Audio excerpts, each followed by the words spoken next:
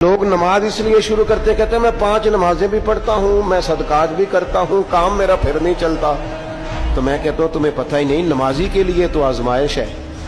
جتنا جتنا ایمان کامل اتنی آزمائش بھی زیادہ. اور یہ میں اپنے پاس سے نہیں کہہ رہا.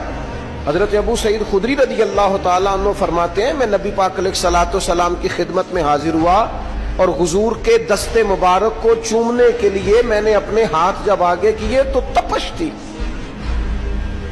تیز بخار تھا نبی پاک کو. تو حضرت ابو سعید خدری رضی اللہ تعالیٰ عنہ ارشاد فرماتے ہیں کہ میں نے، یہ سنن ابن ماجہ میں موجود ہے، فرماتے میں نے عرض کیا یا رسول اللہ صلی اللہ علیہ وسلم اتنا تیز بخار؟ حضور فرمانے لگے ہم پر جو آزمائشیں آتی ہیں نا انبیاء پر، وہ عام لوگوں سے دگنا آتی ہے. یہ تو لاڈلے ہیں، یہ تو محبوب ہیں اللہ کے.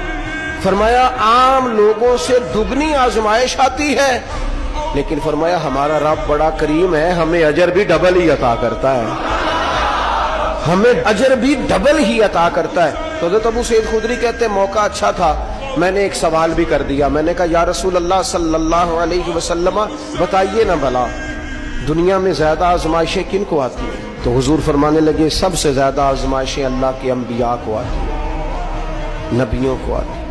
حضور اس کے بعد فرمایا اس کے بعد جو ان کے زیادہ قریب ہوتا ہے اسے آتی ہے. لوگ کیا سمجھیں گے امام حسن کی آزمائش کو؟ لوگ کیسے سمجھیں گے سیدنا امام حسین کی آزمائش کو؟ فرمایا جو ان کے زیادہ قریب ہوتا ہے اسے زیادہ آزمائش آتی ہے. تو حضور کے سب سے قریب تو امام حسن ہے نا، امام حسین ہے نا. تو کیا سمجھتا ہے قربت بس نسبت کے اظہار کا نام ہے اور بڑے لطف کے ساتھ زندگی گزارنے کا نام ہے؟ تو نبی پاک علیہ الصلوۃ والسلام نے فرمایا بات بڑی مزے کی ہے. فرمایا پھر اللہ کے بعض بندے تو ایسے ہوتے ہیں جنہیں اللہ فقر میں مبتلا کر دیتا ہے.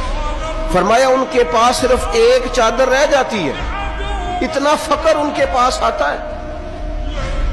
لیکن جو حدیث کے آخری لفظ ہیں نا وہ وجد والے ہیں، وہ وجد والے ہیں، وہ سرور والے ہیں.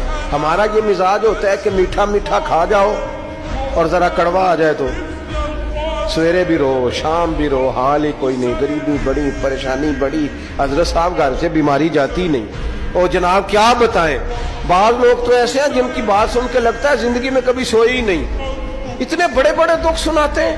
او خدا کی رحمت کا بھی تو ذکر کرنا، خدا نے جو تیرے اوپر انعامات کیے ان کا بھی تو ذکر کرنا.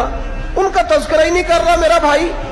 نبی پاک علیہ السلام نے فرمایا ان لوگوں پر دکھ آتے ہیں پر قربان ہونے کو جی چاہتا ہے ان لفظوں پر.